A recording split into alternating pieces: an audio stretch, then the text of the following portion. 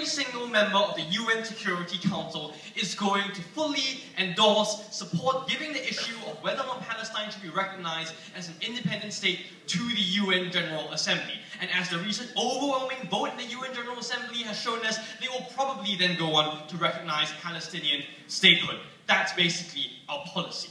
3 things today. Firstly, why in principle Palestine is an independent state and why the UN ought to recognize this. Secondly, why this will decrease oppression of the Palestinian state, both in the short and at least in the long term, why that's positive. Lastly, why this will allow us to change the internal dynamics of Palestine to make it more unified and a less violent state. Why we believe all this is incredibly useful. Firstly then, why in principle, no thank you, we believe the UN ought to recognize the independence of the Palestinian state. The first thing you want to say is that even if you say Israel will react badly, even if you say oppression might increase, the Palestinian people themselves have considered this question and already have decided that they actually want full statehood. No thank you. You look at how in the West Bank and the Gaza Strip you see overwhelming support for UN recognition of an independent state. If you want to tell these individuals you will suffer backlash, you need to tell us why these individuals, no thank you, have been unable to make a rational consideration about whether or not their right to be seen by the rest of the world as an independent entity is outweighed by the possibility that some harm, no thank you, might result from that. We do not believe that it made an irrational choice. No thank you. The second thing we want to say is that they do have a distinct identity from Israel. No thank you. Historically, they are a completely different people. From the 1956 war with Israel, we have seen them constantly reiterate the desire for a 2-state solution. No thank you. Something even Benjamin Netanyahu, even Avigdor Lieberman is coming quite close to accepting now. No thank you. We believe that realizing that this is a fundamentally different state and a different identity which wants to self-govern is important. We also think that the reason why no other solution will work is because of the extensive history of oppression, no thank you, between Israel and Palestine, which means that no other solution is ever going to work in the long term. No thank you. You look at how Israel has consistently cut off aid to the Palestinians. We look at how they have removed the tax revenue. We look at how they've controlled their capacity to access the resources within mainland Israel. We believe the Palestinians will settle for nothing less. I'll take opening. So what kind of Palestinian state are you speaking of, considering the Jewish settlements that reach far into the West Bank, as far as cities like Jericho? Yes, settlements exist. Firstly, why is it that the Palestinians have made an irrational choice in saying, yeah, there might be settlements, we still want statehood? Secondly, Israel cannot just go on and have a carte blanche. That's my second point about why this will decrease oppression, because if it is an independent state, it attracts huge legal protections, which means the rest of the world can intervene. That's my second point. You should wait a bit. But lastly, why is it the UN that should recognize this statehood? Because unilateral declarations are often seen as being irrepresentative in the UN as a uniquely global body with a mandate to recognize new states. When Kosovo was not recognized by the UN, oppression increased because countries thought that they were given carte blanche to do as they wish, no thank you, in that country. Second point, therefore, no. Why this will decrease oppression? Firstly, because recognizing that you're an independent state, no thank you, allows for other countries around the world to trigger the right of collective self-defense and to defend the Palestinian people. For the longest time, countries like Turkey, countries like Egypt, even countries like Syria have been unable to intervene, no thank you, because Israel constantly gives them the rejoinder that this is an internal issue, these are occupied territories, and we have complete jurisdiction, no thank you, over what happens in these regions. Note that such legal arguments are often incredibly important because nations rarely want to risk the prospect of international prosecution or even legal ignominy if they go ahead and do this without any kind of legal recognition. But secondly, we tell you, recognizing you as an independent state gives you huge powers that we are now entitled to intervene and defend on your behalf. Like the ability to control the aid that goes into your borders. No thank you. Like the ability to control the trade that you carry out with other nations as an independent entity.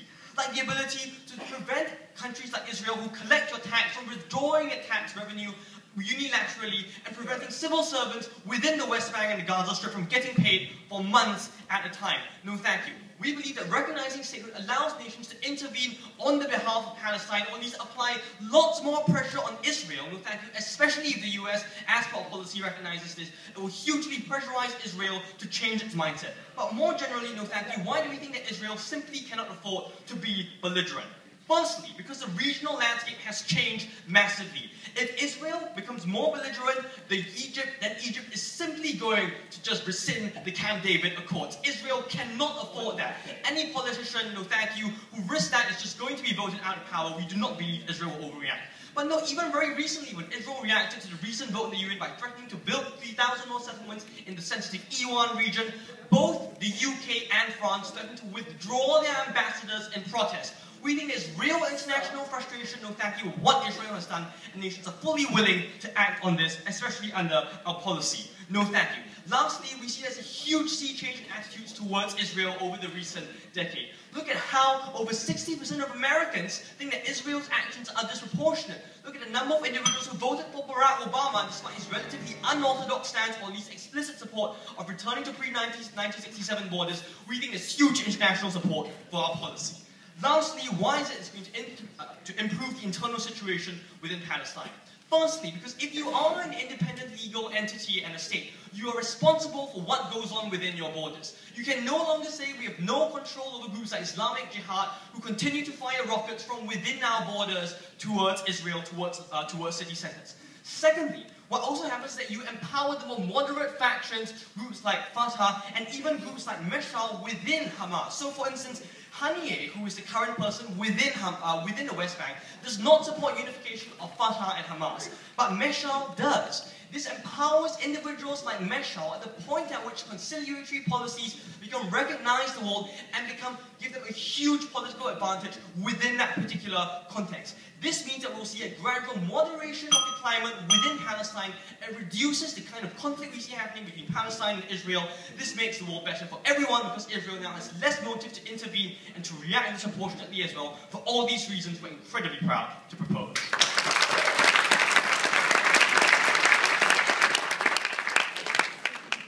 Thank you, Ashish. Ashish is from the University of Cambridge and is studying a Bachelor of Law. I'd now like to invite the Leader of the Opposition to continue with the speech.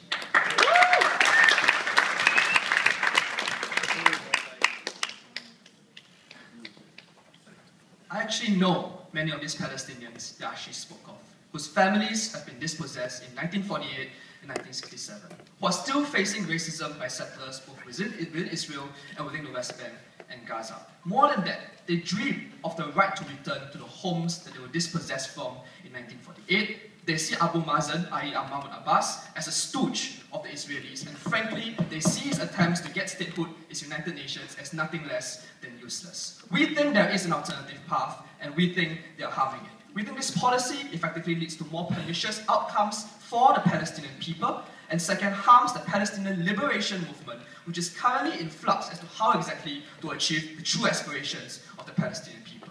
I'm going to look at two things. Firstly, how this makes things worse for the Palestinian people, and second, what is the way forward. But before that, 4 salient points of rebuttals. First, that Palestine has a right to be a state. In principle, we agree. But so does Tibet, so does Abkhazia. In reality, if we can show you that this policy makes lives worse for the majority of Palestinians on the ground and fails to fulfill their core aspirations, we take this debate.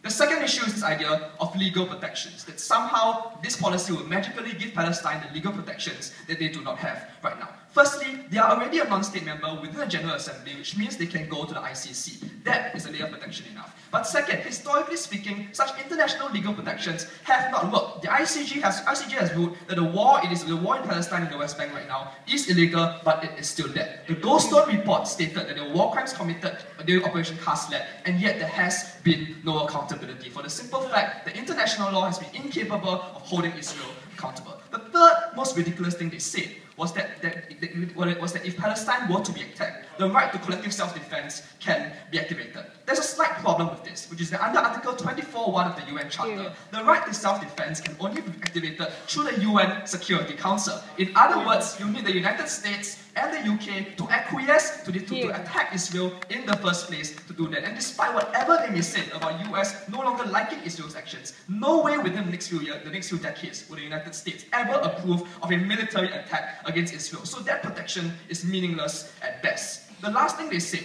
was that the US and Egypt can continue to pressure Israel to not undertake pernicious actions. On the first level, the problem here is that the moment the United States chooses not to veto the creation of Palestinian statehood, Barack Obama would have expended massive political capital in the first place on the Israeli issue and will no longer be able to expend any more capital to pressure Israel anymore. That is how US-Israeli relations have always worked. With regards to Egypt, even though they use the rhetoric of Palestinian legalization, liberation, the fact of the matter is that Muhammad Morsi is in a process of consolidation and flux, and recently there's been great riots all throughout Egypt as a consequence of Morsi's attempt to seize power. In such circumstances, it is exceedingly difficult for them to guarantee Palestine's right of self-defense and pose a credible military threat to Israel in the first place. On to my first issue, the issue of how this makes things worse. And yes, ladies and gentlemen, we agree that as it stands right now, the Palestinian people seem euphoric. But after the flags have been put away, and after the people in the West Bank finally see the realities that this move has settled them into, we think their faith in statehood, their faith in Mahmoud Abbas will also effectively be destroyed. Because we don't think statehood is an end in of itself. We think statehood and nationalism is only valuable insofar as they help individuals on the ground achieve their conception of the good life, their dreams and their aspirations. So the first problem is that you will make Israel more aggressive. They talked about Israel's moves to deny the West Bank the taxes they collected, the creation of more settlements in places like Jericho. We agree with all this, and all this came about merely because Palestine has become a non-member state in the UN. Imagine if they became a full state. You would effectively drive the white ring crazy. And the problem here is that internal Israeli politics makes this exceedingly difficult to reverse for the simple reason that Israel has grown more right-wing. The merger between Likud and Witswatersrand now has effectively meant that the right has a stranglehold on the electorate right now. What this policy will mean is that they will speed up settlement construction, ensure that you create Bantustans all over the West Bank, where Palestinians will have no meaningful means to access things like the right to water, like movement, or anything that could make it better for them. The whole purpose of statehood is such that it's so that they can fulfill their aspirations, and we don't think this does that.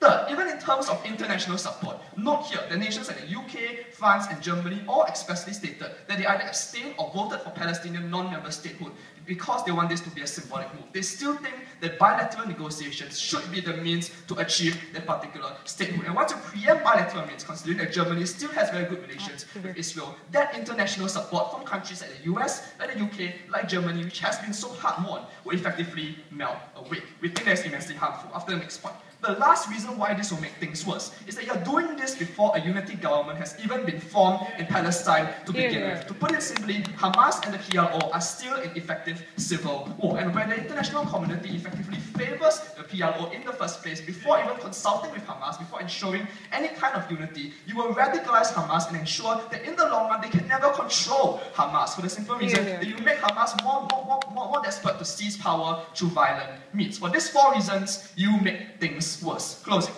Others are just saying they want it. Can you explain how Palestinians can get something better than safe, better than security, better than prosperity? The second point, that there is a way forward.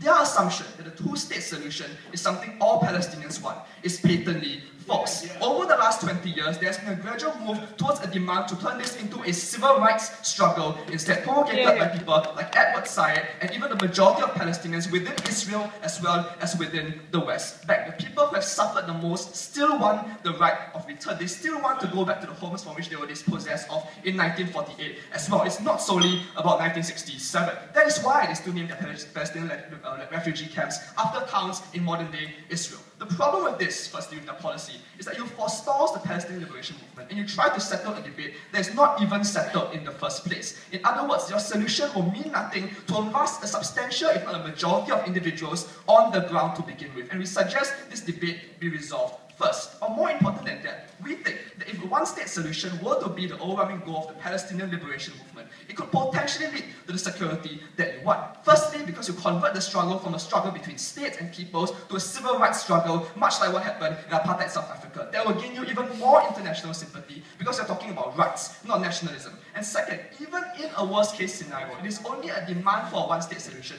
that will scare the Israeli right enough because it threatens the Jewish character of the Israeli state because the Israelis will no longer be able to have a Jewish state once the majority of the citizens are effectively Palestinians. That is the only way you can push the Israeli right towards making the necessary concessions that your policy will make them never ever make.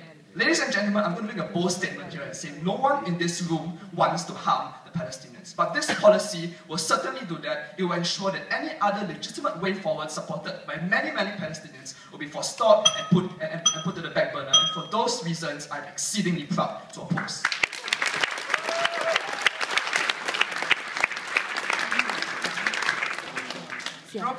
Robin Teo from National University of Singapore.